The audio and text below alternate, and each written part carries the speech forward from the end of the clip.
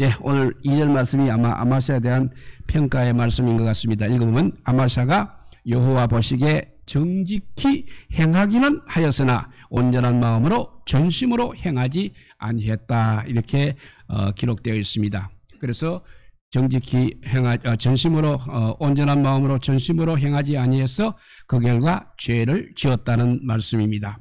일반적으로 여호와 보시기에는 그래도 정직히 행하기는 했습니다만 전심으로 행하지 않을 때 우리는 실수를 하게 되어 있는 것입니다. 우리가 전심으로 여호와를 구하고 그렇지 못한 차이는 정말 이렇게 아마샤의 본문처럼 심각한 결과를 초래하는 것입니다. 그래서 신명기 13장 1절에서 3절을 읽어보면 너희 중에 선지자나 꿈꾸는 자가 일어나서 이적과 기사를 너희에게 보이고 그가 너희에게 말한 그 이적과 기사가 이루어지고 너희가 알지 못하던 다른 신들을 우리가 따라 섬기고자 말할지라도 너는 그 선지자나 꿈을 꾸는 자의 말을 청종하지 말라.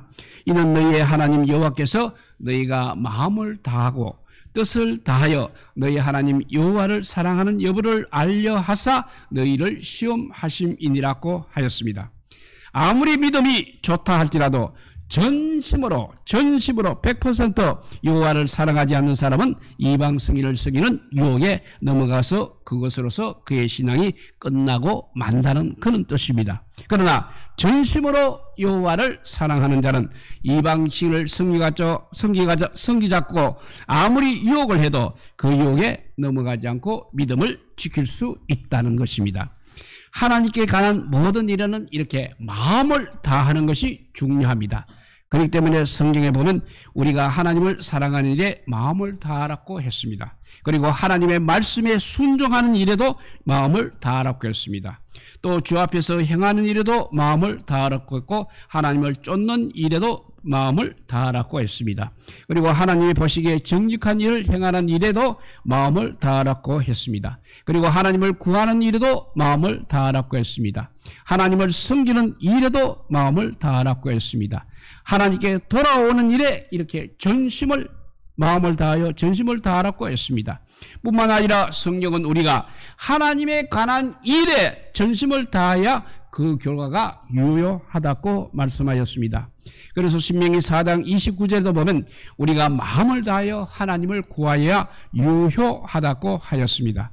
그리고 신명기 11장 13절 14절을 보면 우리가 마음을 다하여 하나님을 섬겨야 여호와께서 너희 땅에 이른 비와 늦은 비를 적당한 때에 내려사 곡식과 포도주와 기름을 얻게 하시겠다고 하셨습니다. 그리고 신명기 30장 2절과 3절에도 보면 우리가 마음을 다하여 여호와의 말씀을 청종하여야 하나님께서 우리를 향하여 마음을 돌이키시고 긍휼히 여기사 포로에서 돌아오게 하겠다고 하셨습니다. 그리고 신명기 30장 10절을 보면 우리가 마음을 다하여 하나님께로 돌아와야 하나님께서 우리 손으로 하신 모든 일과 몸의 소생과 육축의 새끼와 토지 소산을 많게 하시고 우리에게 복을 주시겠다고 약속하셨습니다. 그리고 시편 119편 2절도 전심으로 여호와를 구하는 자에게 복을 주시겠다고 하였습니다. 그리고 시편 119편 10절은 전심으로 주를 찾는 자로 하여금 주의 계명에서 떠나지 않게 하겠다고 하셨습니다. 그리고 열왕기상 8장 23절은 온 마음으로 주 앞에서 행하는 종들에게 언약을 지키겠다고 하셨습니다. 특별히 남유다 왕들 중에서 전심으로 여호와를 구한 왕 중 한 사람은 다윗이라고 할 수 있습니다. 열왕기상 14장 8절에 보면 다윗은 전심으로 하나님을 쫓으며 하나님 보시기에 정직한 일을 행했다고 하였습니다. 또 다른 한 사람을 보면 여호사밧 왕이 되겠습니다. 역대하 19장 3절은 여호사밧이 마음을 오르지 하여 하나님을 찾았다고 하였습니다.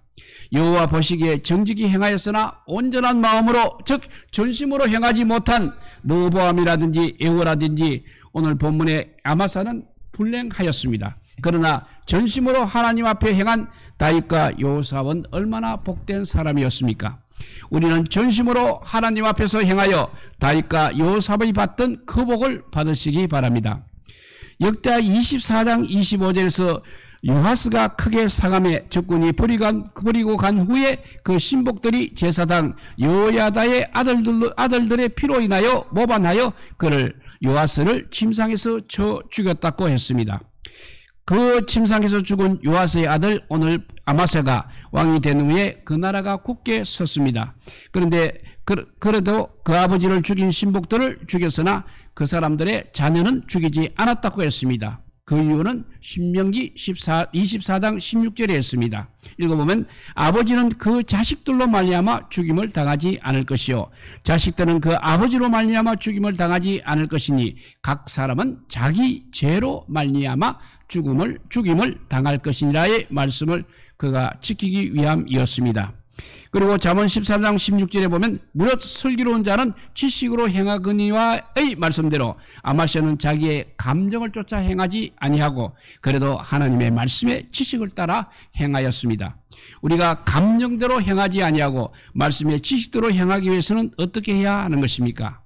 시편 119편 1절에서 5절을 보면 주의 말씀은 내 발의 등이요 내 길의 빛이니이다 라는 말씀대로 말씀과 말씀의 등불과 빛으로 우리의 발과 가는 길을 항상 비추고 걸어가면 되는 것입니다. 죄악으로 임하여 어두워진 캄캄한 길을 걸어가면서도 말씀의 빛으로 우리의 발과 길을 비추지 않는다면 말씀의 지식을 따라서 우리가 행할 수는 없는 것입니다. 하나님의 말씀을 항상 우리 마음에 새기고 우리 목에 메고 다녀야 합니다. 아마시아가 이제 세일나라와 싸우려고 할 때 이스라엘에서 큰 용사 10만 명을 북쪽 이스라엘에서 큰 용사 10만 명을 고용하였습니다. 그러자 하나님의 사람이 아마시아에게 나와서 7절에 이렇게 말합니다. 왕이여 이스라엘 군대를 왕과 함께 가게 하지 마옵소서. 여호와께서는 이스라엘 곧 온 에브라임 자손과 함께 하지 아니하시니라고 하면서 이스라엘 군대와 함께 가는 것을 금하였습니다. 왜냐하면 이스라엘 군대는 그 질이 좋지 않았기 때문인 것입니다. 그래서 하나님의 사람은 질이 좋지 않은 이스라엘 군대와 더불어 싸움에 나가지 말라고 권고를 하였던 것입니다. 하나님의 교회도 아마사의 군대처럼 비록 수적으로 많으나 질적으로 안 좋은 교회가 되어서는 안 되는 것입니다. 아마시아가 은 100달란트로 이스라엘에서 큰 용사 10만 명을 고용해 왔습니다. 하나님의 사람이 아마시아에게 이스라엘 군대의 질이 좋지 않기 때문에 이스라엘 군대와 함께 가는 것을 금했습니다. 그러자 아마시아가 9절에서 이렇게 말합니다. 내가 그래도 100달란트를 이스라엘 군대에게 주었으니 어찌할까 하면서 100달란트를 잃을까 봐 걱정을 하였습니다. 그러자 하나님의 사람이 여호와께서 능히 이보다 더 많은 것을 왕에게 주실 수 있나이다 라고 하면서 안심을 시켜 주었습니다. 우리는 인간인지라 보이지 않는 하나님의 축복보다 눈앞의 손익을 먼저 생각하게 되는 것입니다. 그러나 성령은 눈앞의 손익보다 하나님의 축복을 먼저 생각하라고 말씀하고 있습니다. 아마시아 왕은 눈앞에 보이는 손익 문제만 생각하고 하나님의 축복은 생각하지 못했습니다. 우리는 아마시아 왕처럼 눈앞에 보이는 손익만 생각하고 하나님의 축복을 생각하지 못하면 성공 같은 실패가 되는 것입니다. 눈앞에 보이는 손익 문제만 생각하지 않고 하나님의 축복을 우리가 먼저 생각하게 되면 그것은 바로 실패 같아도 성공인 것입니다. 우리는 실패 같은 성공의 길을 항상 걸어가야 하는 것입니다. 성공 같은 실패의 길을 걷은 아마시아와 같은 사람이 되어서는 안 되겠습니다. 이제 에돔과 싸우려고 은 100달란트로 고용한 이스라엘 군대를 돌려보낸 뒤 아마시아가 이제 담력을 내어서 싸운 결과 대승리를 거두게 됩니다. 여기까지는 너무나 좋았습니다. 그런데 아마시아가 돌아올 때 에돔 자손들의 우상들을 가져다가 자기 시도로 세우고 그 앞에서 경배하며 분향하였다고 했습니다. 모처럼 얻은 승리 뒤에 왜 이런 짓을 하고 있는 것입니까? 우리의 신앙생활에서도 우선은 하나님으로부터 은혜를 받는 일이 중요합니다. 그런데 그 은혜와 승리를 얻은 후에 그 마무리를 어떻게 하느냐는 은혜와 승리를 얻은 일 못지않게 중요한 것입니다. 그 이유는 은혜와 승리를 얻은 후에 마무리를 잘하면 받은 은혜와 승리를 간수하게 되는 것은 말할 필요가 없거니와 이미 받은 은혜와 승리보다 더 큰 은혜와 승리를 받을 수 있는 기반이 되는 것입니다. 그러나 마무리를 잘못하게 되면 귀하게 얻은 은혜와 승리를 간수하지 못하고 다 쏟아버리게 되기 때문입니다. 하나님께서 주신 승리를 바로 간수하지 못한 아마세는 과연 어떻게 되었습니까? 16절에 보니까 왕이 이 일을 행하고 나의 경고를 듣지 아니하니 하나님이 왕을 멸하시기로 작정하신 줄 아노라 했습니다. 이 말씀대로 무리가 모반하여 아마세를 암살하였습니다. 아마세가 이런 실수를 하게 된 것은 하나님께서 모세를 통하여 주신 말씀을 마음에 새기지 않고 잊어버린 탓도 있는 것입니다. 일찍이 하나님께서 신명기 12장 13절에 너는 스스로 삼가 너의 앞에서 멸망한 그들의 자취를 밟아 올무에 걸리지 말라. 또 그들의 신을 탐구하여 이르기를 이 민족들은 그 신들을 어떻게 섬겼는고 나도 그와 같이 하겠다 하지 말라고 하셨습니다. 아마시아의 마음에는 이 말씀이 없었다는 것입니다. 이 말씀을 마음에 두지 않았기 때문에 이렇게 큰 실수를 하고 말았다는 것입니다. 아마시아가 에돔과 싸워서 이겼습니다. 그런데 세일 자손의 우상들을 가져다가 자기의 신으로 세우고 경배하며 분향하게 되자 여호와께서 아마시아에게 진노하사 한 선지자를 보내서 경고를 하셨습니다. 그러나 아마시아가 선지자의 경고를 듣지 아니하였습니다. 그때 선지자가 16절에 이렇게 말합니다. 선지자에게 16절은 모사로 삼았느냐 그치라 어찌하여 맞으려 하느냐 하니까 선지자는 그치며 이르되 왕이 이 일을 행하고 나의 경고를 듣지 아니하니 하나님이 왕을 멸하시기로 작정하신 줄 아노라고 했습니다. 이 예언이 17절에서 28절에 아마사의 악으로 이루어졌습니다. 아마시아가 북이스라엘 요아스 왕에게 이제 또 싸움을 걸었습니다. 요아스는 경고를 했습니다만 아마시아는 듣지 아니하고 기어코 싸우다가 요아스가 예루살렘에 이르러 이스라엘 왕 요아스가 이제 예루살렘에 이르러 아마시아 왕을 사로잡았습니다. 그리고 예루살렘의 성벽을 다 헐고 하나님의 전 안에 있는 모든 금은과 기명과 왕국의 재물을 취하고 또 사람을 볼모로 잡아 사마리아로 돌아갔습니다. 뿐만 아니라 아마시아는 불행히도 무리의 모반으로 암살을 당하고 말았습니다. 악으로 예정을 이루는 사람들은 악으로 예정을 이루는 그것만으로 끝나는 것이 아니라 두 가지 결과가 따르게 됩니다. 그 하나는 반드시 화가 따른다는 것입니다. 마태복음 26장 24절에서 예수님께서는 하나님의 예정을 악으로 이루는 가룟 유다에 대하여 이렇게 말씀하셨습니다. 인자를 파는 그 사람에게는 화가 있으리로다. 그 사람은 차라리 태어나지 아니하였더라면 저에게 좋을 뻔하였느니라고 하셨습니다. 유다의 악으로 예수님께서는 기록한 대로 가셨습니다. 십자가에 못 박혀 돌아가셨습니다. 그렇지만 그렇게 되시게끔 만든 유다에게는 결국 화가 있겠다는 말씀이 되겠습니다. 화도 보통 화가 아니라는 것입니다.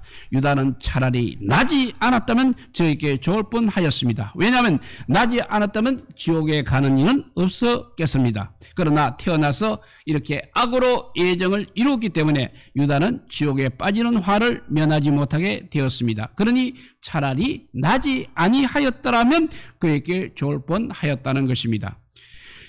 첫째, 악으로 예정을 이루는 사람의 결과가 하가 따른다고 했습니다. 다른 하는 19절에 보니까 너와 유다가 함께 망하고자 하느냐라고 했습니다. 이 말은 이스라엘 요아스 왕이 자기에게 싸움을 걸어오자 19절에 너의 마음이 교만하여 자긍하는도다. 너의 공회나 있으라. 어찌하여 화를 자초하여 너와 유다 나라가 함께 망하고자 하느냐고 했습니다. 이 말씀대로 아마시아가 악으로 예언을 이루려 하다가 자기만이 아니라 나라까지 망치고 말았다는 것입니다. 이와 같이 악으로 예언을 이루는 자는 자기만이 아니라 다른 사람에게까지 심지어 나라까지 망치고 마는 것입니다. 한 번뿐인 인생을 악으로 예언을 이루다가 자신이 벌을 받는 것은 너무나 당연하거니와 나뿐 아니라 다른 사람까지 심지어 나라까지 망치는 불행한 삶을 살 것이 아니라 선으로 예언을 이루는 아름답고 복된 사람으로 살 수 있기를 바랍니다. 17절에서 아마시아는 가만히 있는 이스라엘 요아스 왕에게 먼저 싸움을 걸었습니다. 아마 아마시아는 전쟁을 좋아하는 왕인 것 같습니다. 그래서 시편 68 68편 30절에 보면 하나님께서는 전쟁을 즐기는 백성을 흩으신다는 그런 말씀이 있습니다. 그래서 예수님께서도 검으로 대사장의 종의 길을 떨어뜨리는 베드로에게 이렇게 말씀합니다. 너의 칼을 도로 칼집에 꽂아라. 칼을 가지는 자는 다 칼로 망하느니라고 하셨습니다.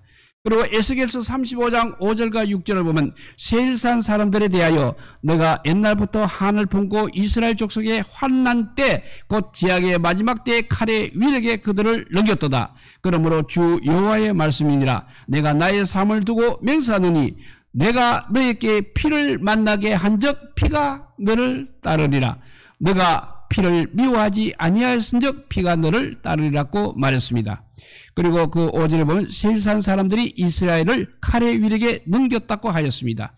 그 뒤에 6절에는 세일산 사람들이 피를 미워하지 아니했다고 했습니다. 다시 말하면 그들은 세일산 사람들은 전쟁을 즐기는 백성이라는 뜻이 되겠습니다.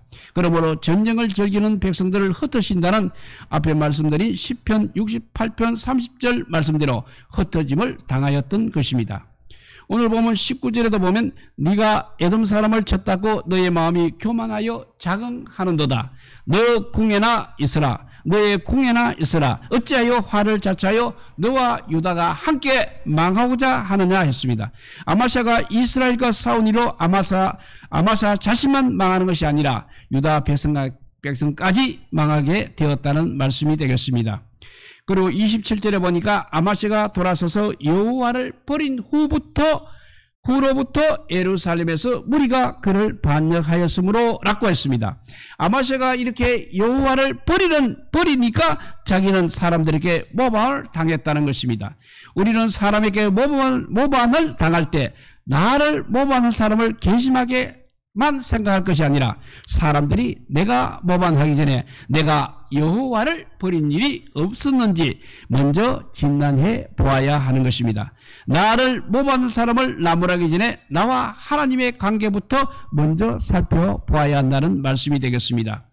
그리고 27절에 다시 읽으면 아마샤가 돌아서서 여호와를 버린 후로부터 예루살렘에서 무리가 그를 반역하였으므로 그가 라기스로 도망하였더니 반역한 무리가 사람을 라기스로 따라 보내어 그를 거기서 죽게 하고 라고 하면서 아마샤가 범죄한 후 벌을 피해버렸고 이제 라기스로 도망가는 즉 장소를 한번 옮겨보는 일까지 해보았습니다. 그러나 효과를 보지 못하고 모방하는 사람들에게 죽임을 당한 사실을 말하고 있는 것입니다.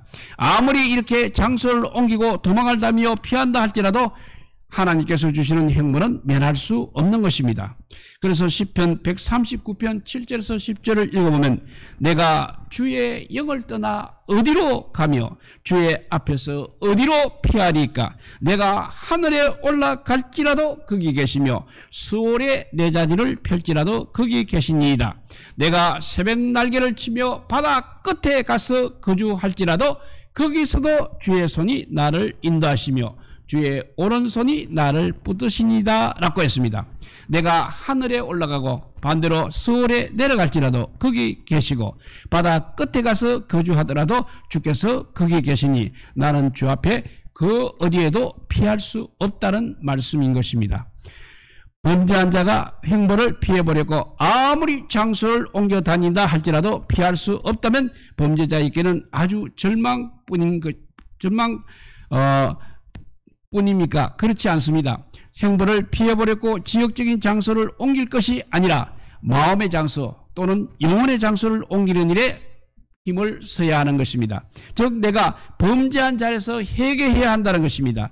그리고 하나님께 돌아오는 마음의 장소, 영혼의 장소를 옮기는 일에 오히려 힘을 써야 한다는 것입니다. 비록 범죄하였을지라도 장소를 옮겨 다니지 아니하고 과거의 지은 죄를 회개하고 통회하는 자에게는 우리 하나님께서 복된 장소로 옮겨 주시는 것입니다.